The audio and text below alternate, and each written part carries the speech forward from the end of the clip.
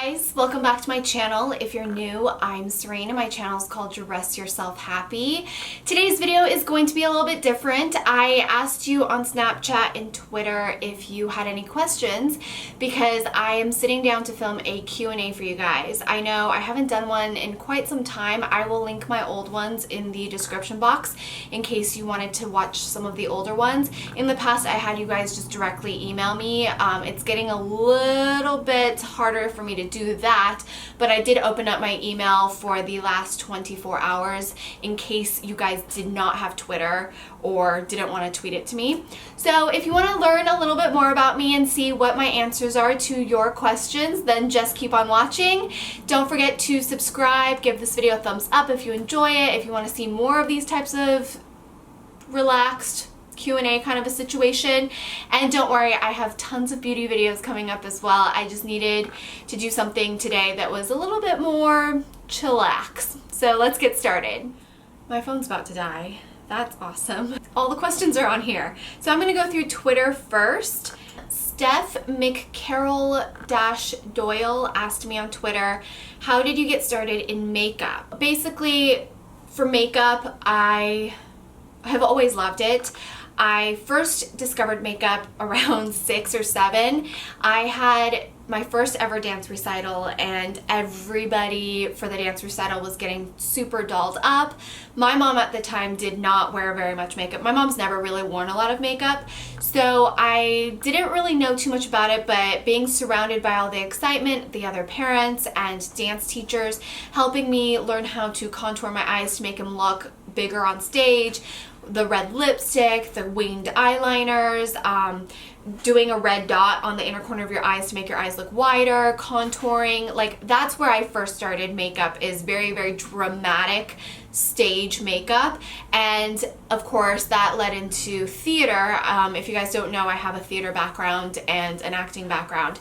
So specifically for theater, there's a lot of contouring, a lot of stage makeup that gets involved in that. So in college, I actually took a makeup course as part of my degree and I loved it. I love learning about contouring and I love learning about different prosthetics you could use. We did old age makeup, we did beards, like we built our own beards. I learned a lot from that aspect. On a whole different spectrum, I learned a lot of my everyday kind of looks and more usable everyday practical makeup tips from being on set. I was an actor since I want to say I started around 14, but it didn't really start happening for me until 15, 16.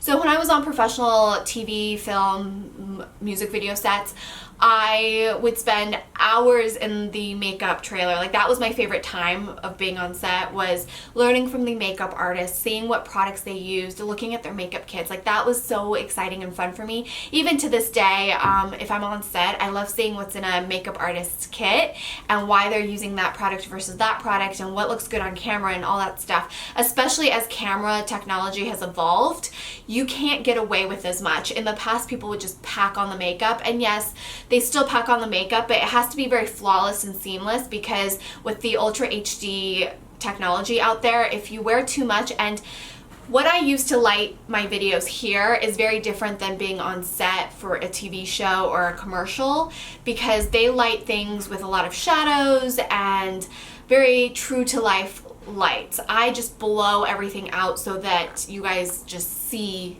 me. In that sense, like the makeup has to be flawless. So much time to look like a normal person on set, but better. So that's where I started with makeup and I continue to love and learn, and I get geeked out. Like I really love learning about ingredients right now. I really love learning about how products perform, why they perform that way, or maybe why they don't. So even if I love a brand and a product, even if it's good, I want to know what makes this one better compared to that one, because there's so much product out there on the market and makeup products have improved so much just in the last few years. So it's always like, I like to know like why and where it's going and why something that has been a favorite for decades is still a favorite, because it was just that good. Steph also asked how I met my husband. A couple of you guys have asked this question. So I met my husband when I was still an actor and when he was still in the entertainment industry. He moved out here when he was 18 and knew he wanted to work in entertainment, and he got an internship at an agency and started interning there and working all sorts of odd jobs to pay rent, because as an intern back then you didn't get paid. And after a while he moved up and then became a full-time agent, and that's around the time I met him.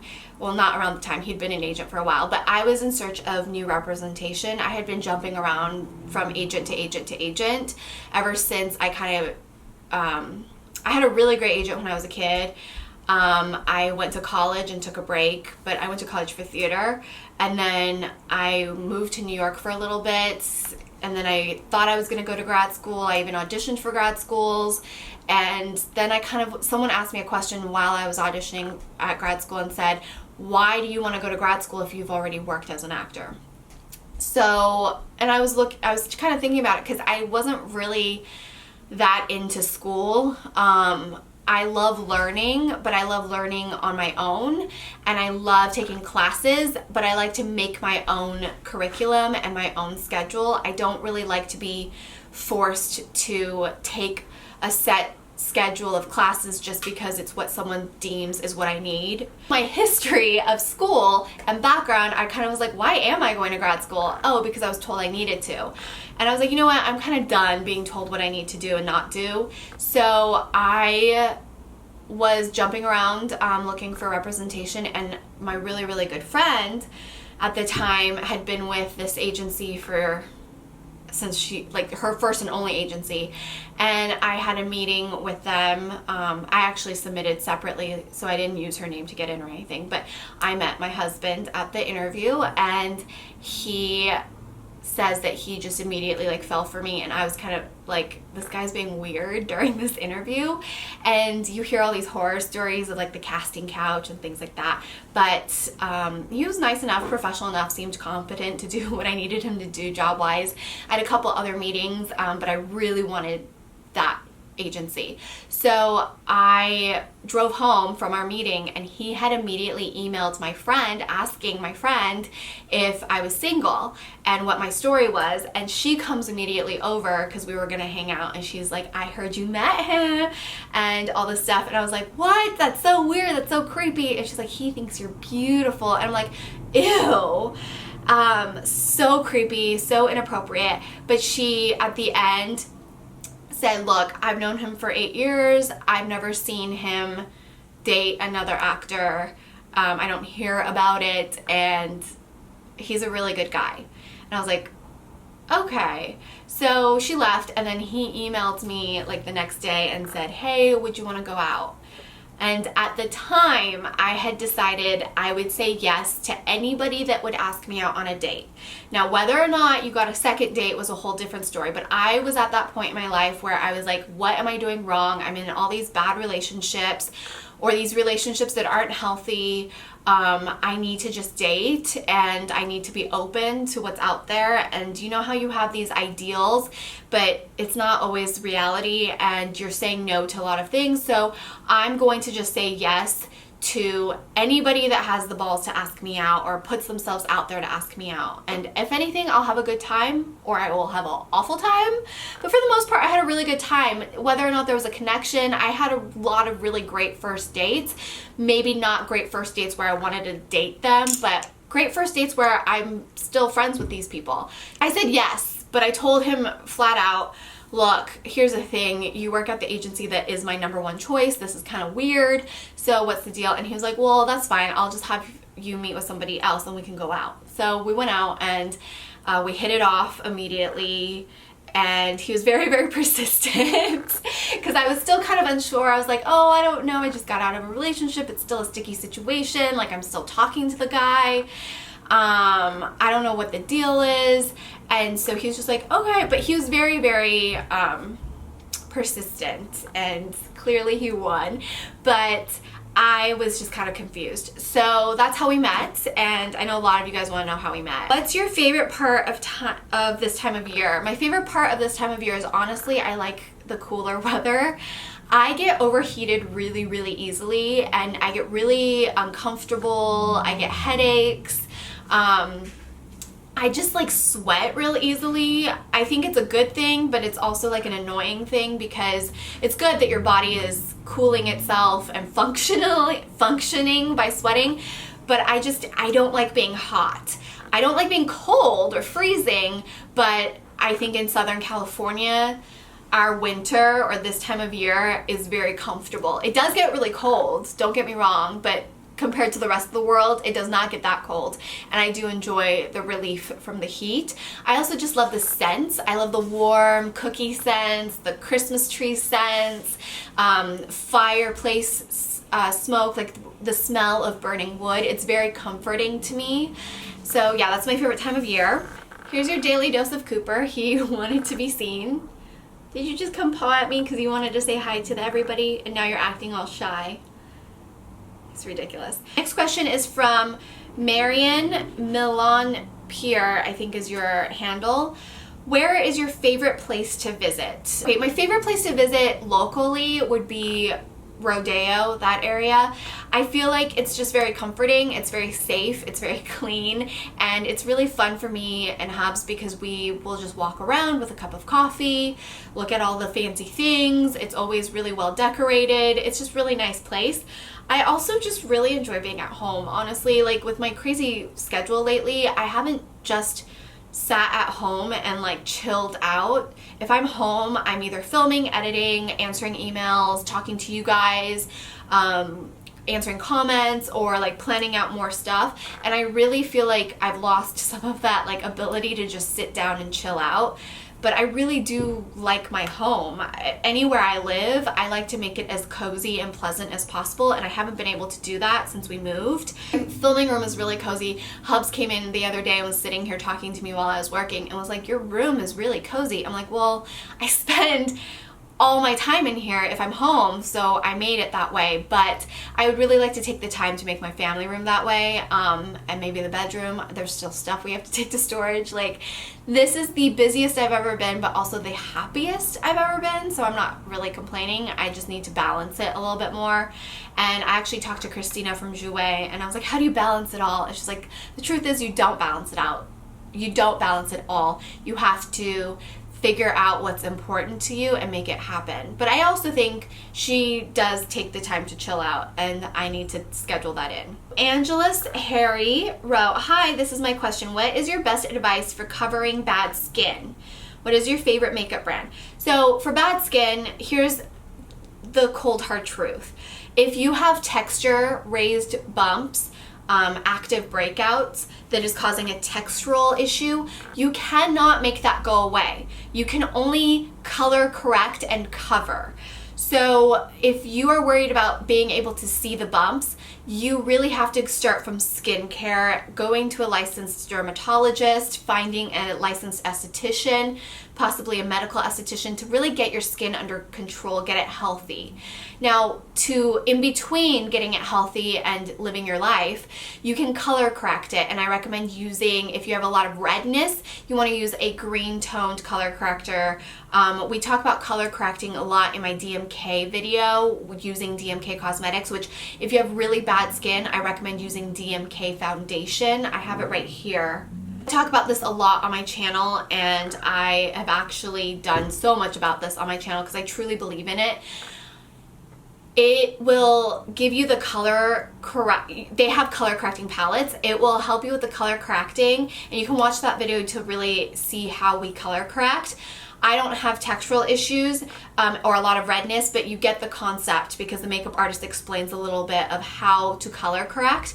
And then the foundation itself is very, very pigmented, just like all of their products. It also has a very high melting point. So by the time the product would actually melt, you would be burning to death, which is really important if you're looking for longevity. This is also water resistant and sweat resistant, so it would help with the longevity. You don't want it to break down on your skin. And yeah, so I would recommend checking out DMK. You can even email them or call them directly, tell them I sent you, and they will walk you through what you can get, how to order it, where in your area, you could get it. You can also get a DMK esthetician. They do a really non-invasive facial. It's an enzyme mask that really helps heal your skin as well as draw out the impurities. But if you're worried about bad skin, start with treating the problem, but in the meantime, as you're treating it, get a really good color correcting kit and a foundation to help with your confidence. Because here's the thing, we're our worst judge. No one is going to be more critical of it than you are yourself. So whatever's going to make you happy. I feel like really short in this framing. Let me sit up a little bit. I don't know what's going on. I just threw everything on. I'm so car sick still from my Uber ride. What is your all-time favorite clothing brand? My all-time favorite clothing brand, that's really hard. I wear a lot of Willow and Clay. I really like their designs. I also wear a lot of Topshop jeans. My sweaters are currently from Boohoo or Cotton On. I don't spend a ton of money on clothes. I think clothes I like to interchange that, and I feel like I always am notorious for spilling things on my clothes, for ruining them in the wash. If you guys have been following me for a while, I lived in an apartment where the washer literally ate everything, even after replacing it. Where do I buy most of my clothes though? Whatever's on sale, whatever's affordable. If money was not like a consequence, I do love designers, but I always spend my money on things that last longer, like handbags and shoes. So for shoes, I absolutely love the designs by Jean Vito Rossi. I own one pair that I got like on super discount from the outlets, and I've been loving my YSL boots because they're just really comfortable and a classic. And what other shoes do I like? I like Gucci shoes. They're really comfortable. My sparkly shoes are from Gucci, and I've been wearing them to death. But in terms of everything else, I mean, I thrift half of my jeans. Half the jeans in my closet are thrifted. The other half are from Topshop. I have one pair from Urban Outfitters. But I shop like wherever. I'm not that committed to one place. Barbara asked, how long have I been married and how did we meet? I just answered how we met, but we've been married for 4 years now. Our wedding video is actually on my channel if you want to see it. I'm going to say this wrong. Hanum Amira on Twitter asked, what is the best way to apply the Sisley anti-aging foundation other than your hands? The brush seems to eat up a lot and I don't like to use my fingers. So far I've been using my fingers though. I don't like using my fingers either. Even if it's recommended, I just don't like it.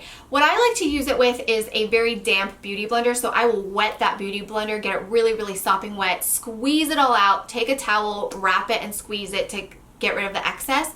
And then I take a pump of the foundation and I do use my fingers to kind of like blot it on. You can use the beauty blender to do that, but where you want most of the foundation to be targeted, and then blend it out with the beauty blender. I feel like the Artiste brush does not soak up as much product either, and also the Color Me does not soak up very much product either, and it makes your foundation go a lot longer. So those are some options. Jasmine said, what's your favorite makeup product of all time? I have no idea. I think eyebrows, because anything that will fill out my brows. I've been testing out the Wonder Brow. I love my friend V. She was like, I was like, have you tried Wonder Brow? She's like, yeah, I have it, but I don't like it. I'm like, can I have it? And so she gave it to me. I've been using this for 2 weeks now, just playing with it. I'm not saying like that's my all-time favorite, but I have noticed like I'll take a nap or I'll just like rub my eyebrows and they don't go anywhere, but it doesn't feel like crispy and hard, which is nice. If anything, like I feel pretty confident without makeup. I just want my brows filled. So as a makeup product, anything that has to do with making my brows look like I have some. I'm gonna say this wrong. Hijabi Potato wrote, what's your most and only favorite makeup brand? I have a lot of favorite makeup brands. I don't think a brand does a good job at everything. I think brands are specialized in specific things, and some brands do a really good job at multiple things, but I don't think one brand does a spectacular job on every product they produce. The closest one I would say that does a pretty darn good job is Jouer. Jouer rarely puts out something that is of mediocre quality. Everything Jouer puts out is top-notch quality, top-notch ingredients, and very well thought out. Now, with that being said, I still think they're better at certain products. So, I would say Jouer, and Jouer is one of my favorite brands. I talk about them a lot. I use a lot of their products every single day. Their liquid lip creams are some of my favorite all-time liquid lip creams. I have a discount code too if you ever want to buy anything from Jouer or to try out Jouer. It's 15% off. It's just my name, Serein 15, and that's good until it's not good. I mean, they've given it to me to just use. It is an affiliate code, but you guys get 15% off. And I'm very picky with who I work with affiliate-wise because I don't ever want to promote something inorganically. So it just makes sense to be an affiliate with Jouer because of the fact that I use their products on a daily basis. I've been a fan for years. I recommended them to my friends before I even had a YouTube channel. So yeah, PL4ST1C, what is your ethnicity? I'm Chinese. And then what do you hate the most about being a YouTuber? I don't... Dealing with sound issues. People are honking and having like a traffic jam outside of my window. I don't really hate anything about being a YouTuber. I feel like I have a lot of control in what I decide to do on my channel, on my content. Of course, I get feedback from you guys, but honestly, YouTube saved my life. I don't know where I would be without YouTube right now. I'm pretty darn happy that I'm able to do this full time and just constantly create content for you guys.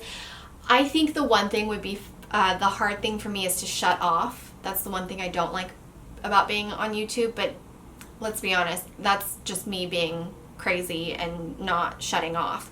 I just can't turn off because I genuinely think of you guys as my friends. And I care. I get invested. I learn about you guys through Snapchat. I learn about you guys just through comments.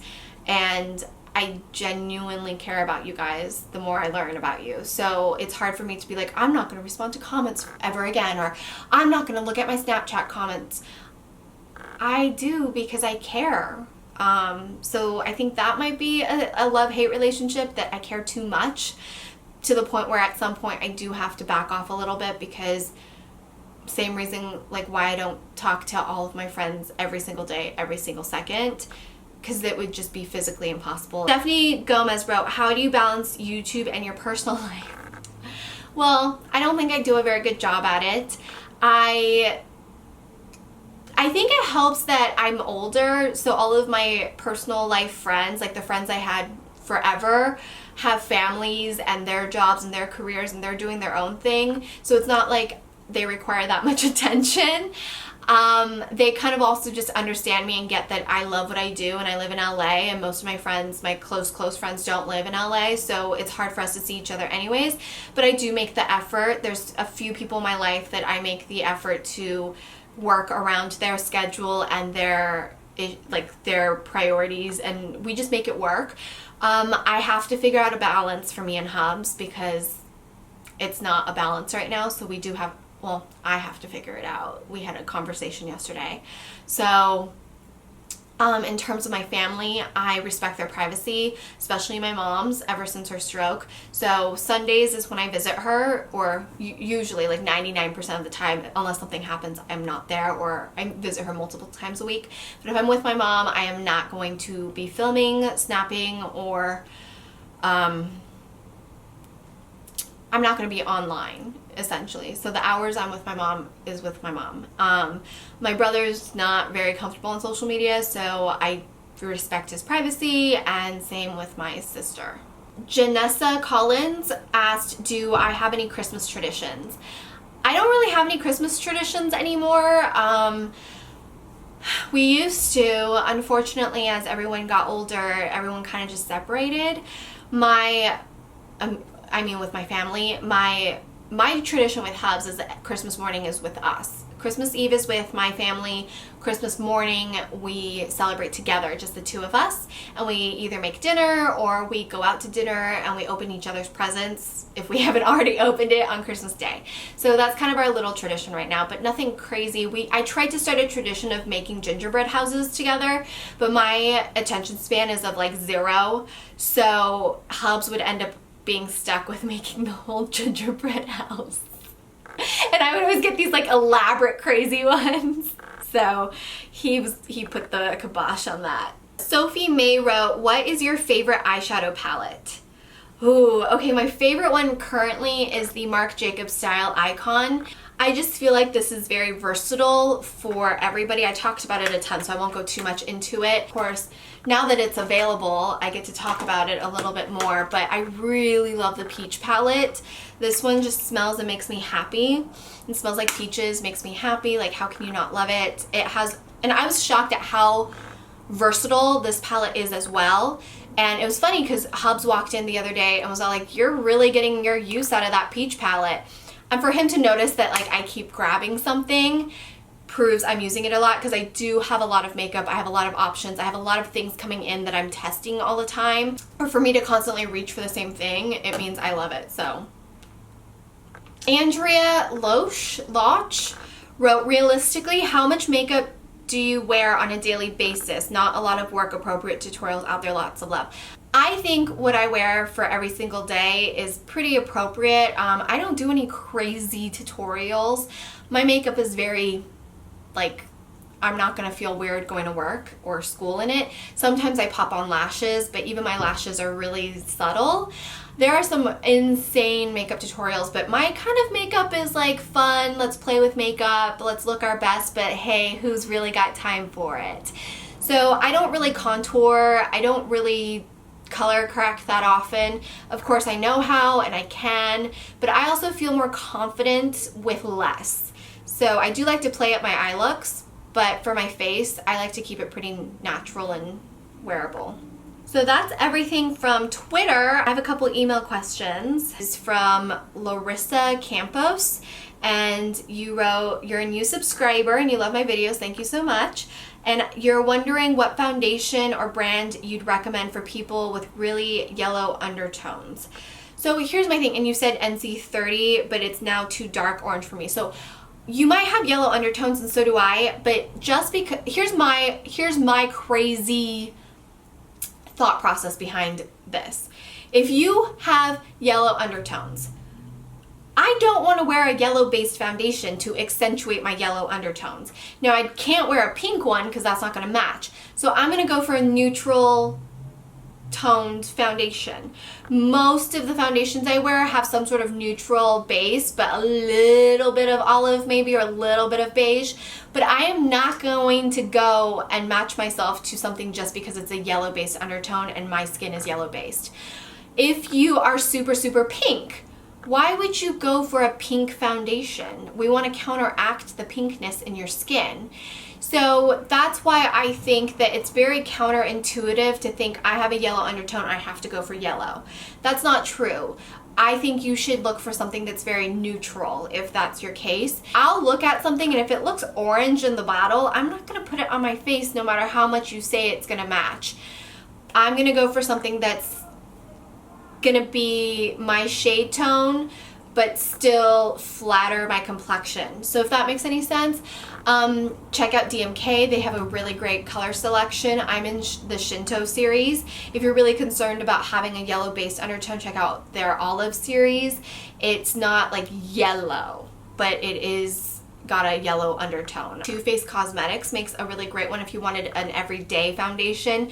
They make the, what is it, Your Born This Way foundation. Their range is pretty neutral. I think that's probably like a good place for you to start. Beta Mariposa on Twitter sent me a DM and she asked me, is there any brand that you haven't tried yet but you'd like to try? Which brand and why? So I see your tweets all the time. So I would really like to try some like more of the really, really expensive brands. Like, I need to try some more La Mer. I feel like I need to try more Guerlain.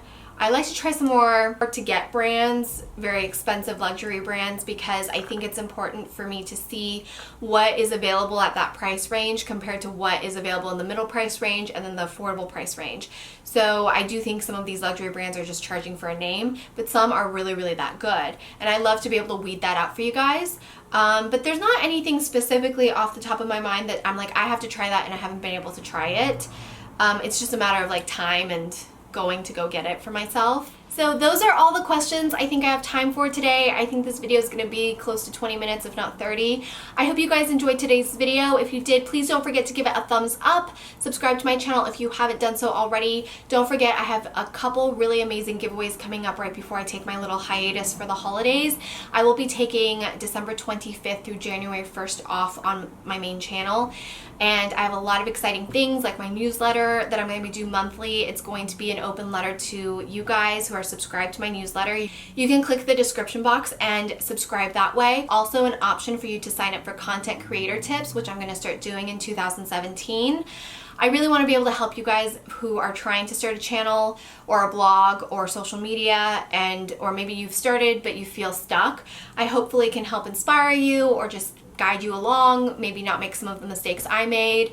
And I also want to do a monthly newsletter for everybody that's interested, to wanting to get to know me a little bit more, to hearing about what's going on for the month, what's coming up for the month. It's not going to be like, here are all my blog posts for last month, because if you want to see my blog posts, I feel like you guys know to visit the blog or to follow me on Blog Loving, and you get new blog posts that way. But I really want it to be special. I want it to be an extra thing, a way for us to connect, a way for me to get to know you guys a little bit more, and a way for me to really do specific giveaways for the newsletter. So only my newsletter subscribers get to enter for these giveaways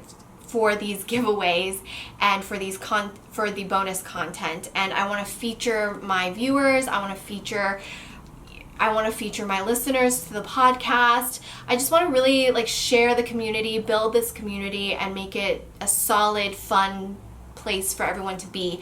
So if you have a channel or anything like that and you sign up for the content creator tips, I'll be reaching out to you guys individually and doing a content creator feature on the newsletter. I'm going to be featuring listeners. I'm going to hopefully be able to like spend time with you guys one-on-one, not just if you're a content creator, but if you just want to hang out, get to know me better. We can do like a podcast interview or chat together. There's a lot of ideas I have for the newsletter, so if you're interested, make sure you sign up. It's the best way for me to communicate with you guys, and I'm really, really excited for what I have planned for 2017. I just have so many plans. We have so many things I want to tell you, but I want to make sure I can achieve it before telling you. So the newsletter is a way for me to be able to share all the inside stuff with you guys. And of course, giveaways. So you guys know how much I love doing those. And if you have any questions, leave them in the comment section. If you want to check out Vlogmas, I am doing Vlogmas over on my vlog channel, and all my social medias are above my head over here. And I will see you guys tomorrow night for a video on Thursday, and I'll be back here on Sunday for Sundays with Serein. I truly hope my video helped motivate and inspire you to look and feel your best from the outside in. I know when I look and feel my best, I'm just a lot more capable at dealing with life. And if anything, I hope my video helped you unwind, de-stress from your day, and just have a good night. So I will see you guys tomorrow. Ooh, bye!